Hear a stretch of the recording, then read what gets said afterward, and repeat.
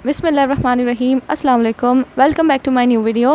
Business math for ICom part 1 book Shahid Jamal की follow कर रहे हैं। चैप्टर नंबर 2 कंटिन्यू है, ratio, proportion and percentage, exercise number 2 का। सो क्वेश्चन नंबर 2.45 है, a person travels 120 kilometers in 5 days, walking 10 hours a day.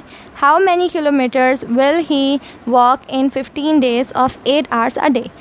एक बंदा है, वो ट्रैवल करता है 120 किलोमीटर्स इन 5 डेज़। ठीक है, 5 डेज़ में वो ट्रैवल करता है 120 किलोमीटर्स और एक दिन में उसको चलने में कितने घंटे लग रहे हैं? 10 आवर्स लग रहे हैं। ठीक है, एक दिन में उसको चलने में 10 आवर्स लग रहे हैं, यानी कि 10 घंटे लग रहे हैं। ठीक है, अब वो हमसे पूछ रहे हैं कि how many kilometres will he walk in 15 days, यानी कि अब उसी बंदे को कितने किलोमीटर्स लगेंगे। पहले तो 120 थे, अब पूछ रहे हैं हमसे कितने लगेंगे जब अगर वो 15 डेज़ में चलेगा। यहाँ पे था इन 5 डेज़, अब हमसे बोल रहे हैं कि उसको कितने किलोमीटर्स लगेंगे 15 डेज़ में, और जब वो 8 आवर्स अ डे, यानी कि 8 आवर्स अ डे में वो वॉक करेगा। पहले था 10 आवर्स अ डे और अब हो गया 8, यानी कि पहले 10 आवर्स थे और अब 8 आवर्स कर दिए। और उसको पहले 120 किलोमीटर्स लग रहे थे और अब हमें बताना होगा कि उसको कितने किलोमीटर्स लगेंगे। और पहले डेज़ कितने थे? 5 थे और अब कितने हो गए? 15 हो गए। तो इसी तरह यहाँ पे जो सबसे पहले हमें चीज़ फाइंड करनी है वो है किलोमीटर्स, और किलोमीटर्स को हम क्या लिख सकते हैं? डिस्टेंस लिख सकते हैं। ठीक है, तो हम यहाँ लिखेंगे डिस्टेंस। तो यहाँ पे सबसे पहले हेडिंग डलेगी डिस्टेंस की। जो हमें फ़ाइंड करना है ना, उसको हम सबसे पहले लिखेंगे। ठीक है, तो हमारे पास किलोमीटर्स गिवन है। किलोमीटर्स क्या हो जाएगा?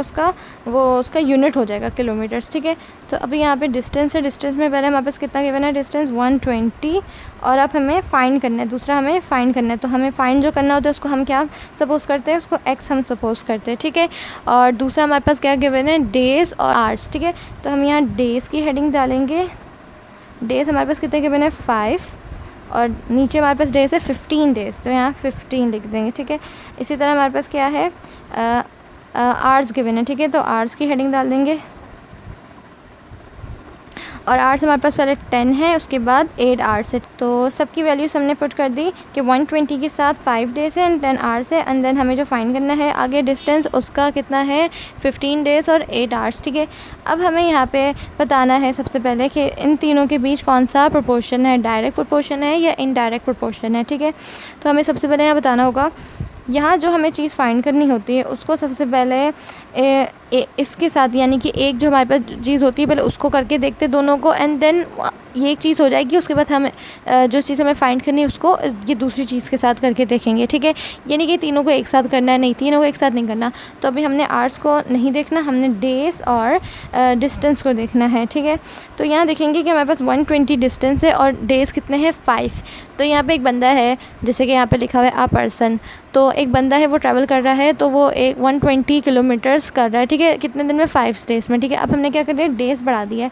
वही बंदा 15 दिन में हम हमसे पूछे कितना करेगा, यहाँ पे डेज़ बढ़ गए तो ऑब्वियसली यहाँ पे किलोमीटर्स भी बढ़ जाएंगे। ज़ाहिर बात है, वो पहले 5 डेज़ में इतना डिस्टेंस कवर कर रहा था, वो 15 डेज़ ज़्यादा दिन हो गए तो और ज़्यादा वो डिस्टेंस कवर करेगा। इसका मतलब ये इन दोनों का क्या हो जाएगा? यहाँ पे जो भी वैल्यू आएगी 120 से ज़्यादा होगी। जैसे ये 5 से ज़्यादा है, 15 है, तो इसी तरह यहाँ 120 है, 120 से यहाँ पे जो भी वैल्यू आएगी ज़्यादा है, इतना तो हमें पता चल गया। तो ये इन दोनों के बीच में कौन सा प्रोपोर्शन कहलाएगा? डायरेक्ट प्रोपोर्शन कहलाएगा। और डायरेक्ट प्रोपोर्शन को हम कैसे शो करते हैं? दोनों एरोस नीचे की तरफ करके या दोनों एरोस ऊपर की तरफ करके शो करते हैं। ठीक है, तो ये हो गया इन दोनों के बीच में डायरेक्ट प्रोपोर्शन हो गया। अब हमने डेज़ को नहीं देखना क्योंकि अब हमने डेज़ को इसके साथ देख लिया। अब हमने डिस्टेंस को आवर्स के साथ देखेंगे। ठीक है, तो हमारे पास डिस्टेंस है 120 है, तो यहाँ पे 10 आवर्स है, 10 आवर्स है। ठीक है, 10 आवर्स है और यहाँ नीचे 8 है, यानी कि 10 से हमने कम कर दिए, घंटे कम कर दिए ना, तो यहाँ पे भी ज़ाहिर बात है कम हो जाएगा। यहाँ भी एक वैल्यू कम हो रही है ना, तो यहाँ भी एक वैल्यू कम होगी। ठीक है, तो यहाँ पे जैसे एक वैल्यू बढ़ रही थी, वहाँ भी वो वाली वैल्यू बढ़ रही थी, तो इसी तरह यहाँ भी अगर एक वैल्यू कम हो रही है तो यहाँ भी एक वैल्यू कम होगी।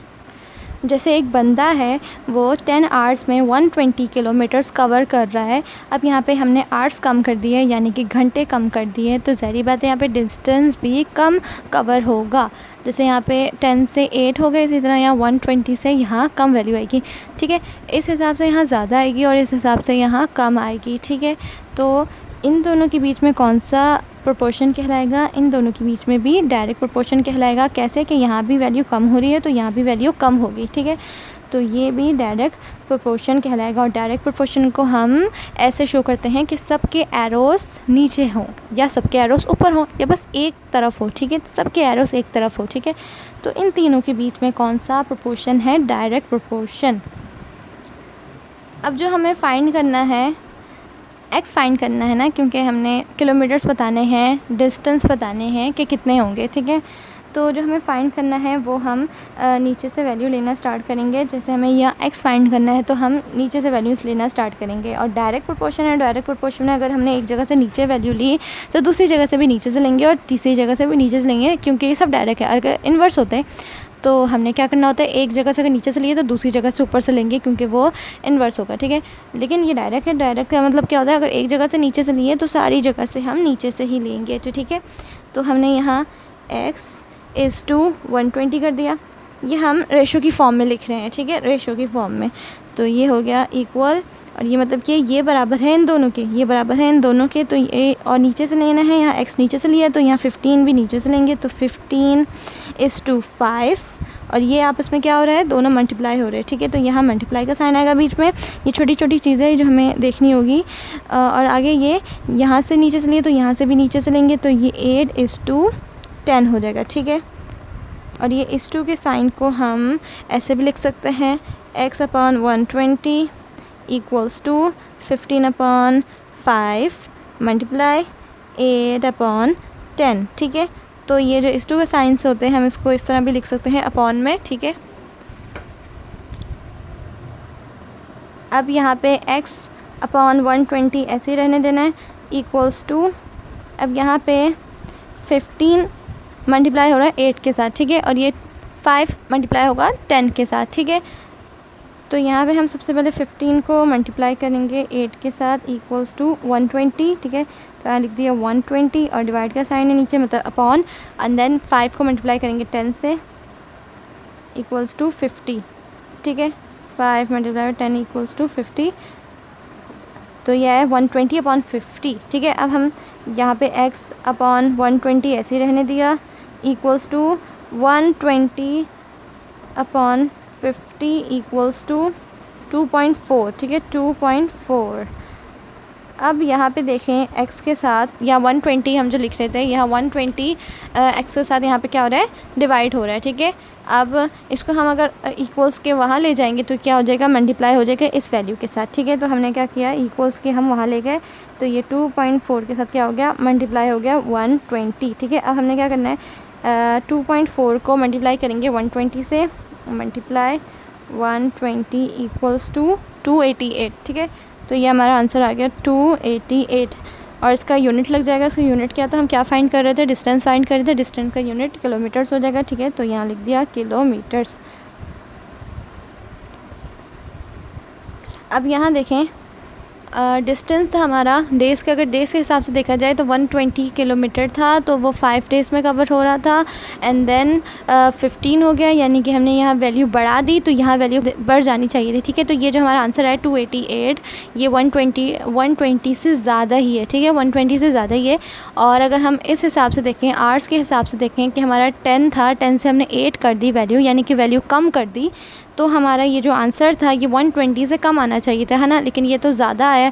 तो हमने यहाँ पे एक चीज़ देखनी थी, जैसे कि मैंने आपको पहली वीडियोस में भी अपने बताया है कि जो चीज़ हमें फाइंड करनी होती है उसको नहीं देखते, पहले यहाँ जो चीज़ हमारे पास दो जो चीज़ें गिवन होती हैं, जैसे कि यहाँ पे डेज़ एंड आवर्स गिवन है, तो यहाँ पे हमने सबसे पहले देखना है कि हमारे पास दोनों में से नीचे वाली वैल्यू कौन सी ज़्यादा है। अब हम यहाँ देखें कि हमारे पास 10 है ऊपर और नीचे 8 है, तो यहाँ पर क्या चीज़ हो रही है, कम हो रही है, ठीक है। और लेकिन ये 8 है, ठीक है, यहाँ क्या हो रहा था, कम हो रहा था, और ये वैल्यू कितनी है, 8 है। और यहाँ डेज़ कितने थे, ऊपर पहले 5 एंड देन 15 हो गए, 15। यहाँ पे क्या हो रहा था, यहाँ बढ़ रहे थे डेज़, वहाँ पे आवर्स कम हो रहे थे, और कम कितने हो रहे थे, 8 कम हो रहे थे, और यहाँ डेज़ कितने ज़्यादा बढ़ रहे हैं, वो है 15। और अब हम देखें कि 15 और 8 में से बड़ी वैल्यू कौन सी है, तो ज़ाहिर बात है 15 बड़ी वैल्यू है ना। तो 15 बड़ी वैल्यू है, तो हम अगर 15 के हिसाब से देखें तो हमारा आंसर बिल्कुल सही आया है, यानी कि जो चीज़ बड़ी वैल्यू होती है ना, अब हमने वो नहीं देखना होता कि हमारा क्या चीज़ बढ़ रही है या क्या चीज़ कम कम हो रही है, हमने उस हिसाब से आंसर नहीं देखना, हमें बस वो देखना है कि कौन सी वैल्यू ज़्यादा है दोनों में से। जैसे कि मैंने अभी इन दोनों में से बताया 15 ज़्यादा है, 15 ज़्यादा है तो हमने इस हिसाब से अपना क्वेश्चन का आंसर देखना है। तो इस हिसाब से हमारा आंसर बिल्कुल सही आया कि यहाँ पे ये चीज़ बढ़ रही थी तो यहाँ पे ये चीज़ बढ़ रही है, तो इसी तरह से हमारा आंसर बिल्कुल सही आया 288। ठीक है, तो ये हमारा यहाँ आंसर तो ये हमारा आंसर है। ठीक है, एक्स की वैल्यू आ गई 288 और हमें इसका यूनिट लगा दिया kilometres. So thanks for watching this video. अल्लाह हाफिज़।